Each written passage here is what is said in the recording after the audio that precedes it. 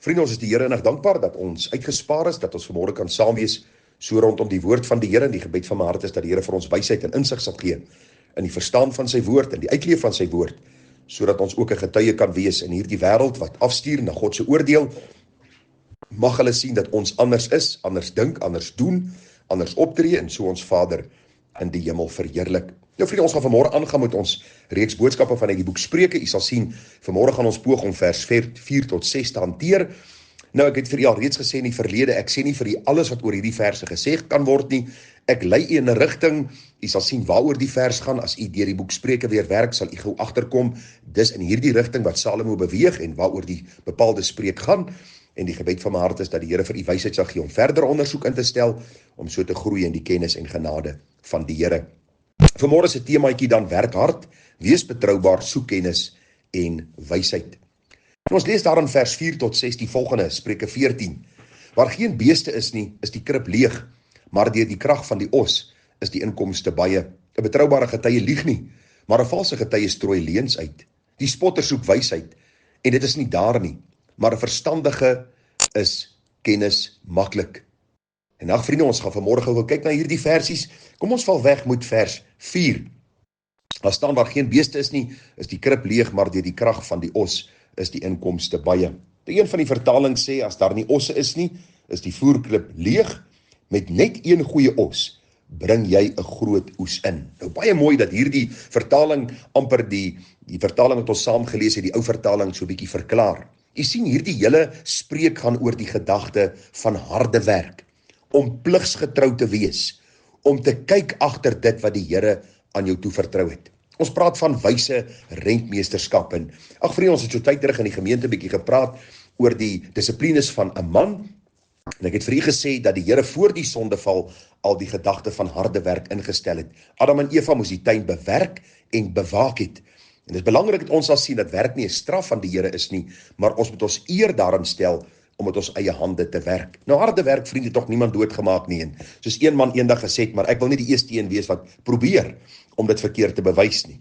En dan sê hulle dit so spottenderwys om dan lui te wees en dan lui weg te steek. En ag vriende, ek dink dit is goed en noodsaaklik om te weet. Soos die jare aangaan, soos jy ouer word, neem jou kapasiteit bietjie af en jou energievlakke neem af, en ons verstaan dit. Maar daar moet nog steeds hierdie begeerte wees om God te verheerlik in wat ek doen.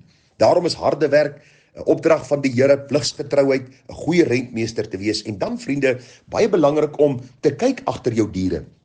Nou in die Bybelse tyd het hulle maar geploeg en geplant met osse en verskillende diere en implemente. Vandag is dit, vriende, hierdie John Deere trekker wat jy ry, of miskien die skaap of die boer, die beesboerdery wat jy het, en jou werksmag wat jy het, en dit is maar een en dieselfde gedagte.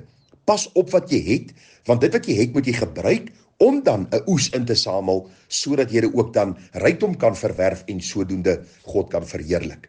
So baie belangrik dat ons sal sien, dat Spreuke 14 vers 4 leer vir ons wat harde werk is, dit leer vir ons wat pligsgetrouheid is, om op te pas wat die Here vir jou gegee het, om dan ook om te sien dat die mense wat God aan jou toe vertrou het, wat vir jou werk, sodat daar inkomste kan wees, om ook God daardeur te verheerlik. Die 5de vers sê, 'n betroubare getuie lieg nie, maar 'n valse getuie strooi leuns uit. Onmiddellik kom Salomo weer terug na die woorde toe. U sien, telke male kom hy terug na die woorde toe, want ons kommunikeer met ons woorde, ons praat met ons woorde. En daarom sê hy ook baie belangrik, dat 'n betroubare getuie lieg nie. En ag vriende, as 'n mens gaan kyk na hierdie boek Spreuke, Spreuke 12 vers 17 en Spreuke 14 vers 25 en verskeie ander verse gaan oor hierdie saak, dat 'n betroubare getuie nie lieg nie.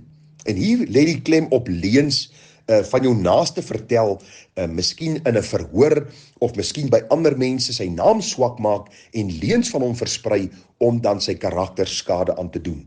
Die 9de gebod sê vir ons baie duidelik, ons mag geen valse getuies teen ons naaste spreek nie. Ons mag nie as 'n valse getuie optree teen ons naaste nie. En daarom kom Salomo en hy onderstreep eintlik met dubbellyne die 9de gebod wat die Here vir ons gegee het, dat ons nie 'n valse getuie mag wees nie. Daarom vra ek jou vanmôre, hoe lyk jou woorde? Ek vra jou, wat sê jy van ander mense? Ek vra jou, hoeveel leuns versprei jy van ander mense? Hoeveel keer het jy al die wind van voor gekry, omdat jy goed sê waarvan jy nie seker is nie?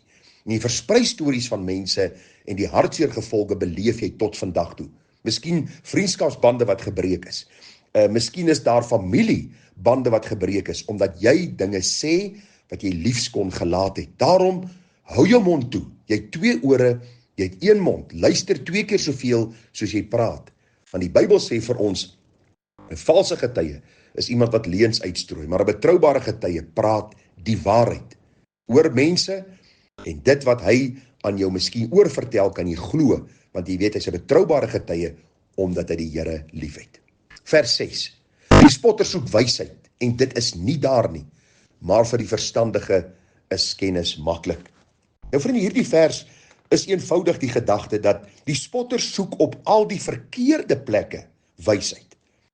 Die spotter soek wysheid by die ongeredde, by die wêreldling, by die dronkaard, by die leenaar, by die bedrieër, by die hoereerder, by die geweldenaar, en sien ons dikwels hoe ongeredde mense om 'n tafel sit, elkeen met 'n bier of 'n brandewyn in die hand, en hulle praat allerhande stories met mekaar, en die Bybel sê vir ons, dikwels is die spotter een wat wysheid soek op verkeerde plekke, op plekke waar hy nie wysheid sal kry nie, maar baie keer verkeerde raad, en hierdie wysheid gaan nie oor, jy weet, hoe bou ek 'n braai, of hoe sal ek my muur bou hier agter my erf, of hoe sal ek my enjin oordoen van my kar nie. Hierdie wysheid gaan oor wysheid om te lewe, wysheid om reg op te tree in 'n krom en verdraaide geslag. Dis hierdie wysheid waarvan Salomo hier praat.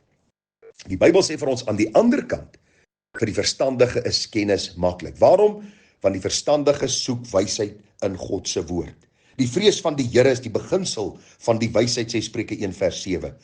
En dis kennis wat sotte vermy en verag.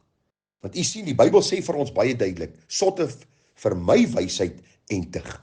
En dis vriende so belangrik dat ons sal sien, die verstandige soek by die regte plek wysheid, by die bron van lewe, by die bron van waarheid, Jesus Christus wat vir ons sê in Johannes 14 vers 6, hy is die weg, die waarheid en die lewe. En niemand kom na God die Vader behalwe deur hom nie.